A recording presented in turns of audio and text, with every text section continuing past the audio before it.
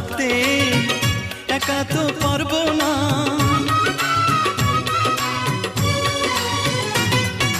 না না ভেঙো না আমার মন, আমি তোমার খুব আপন জন। মিষ্টি মিষ্টি কথায় আমার একটু বলে যাও, ও সাথী আমার তুমি কেন চলে যাও, ও সাথী আমার তুমি কেন চলে যাও।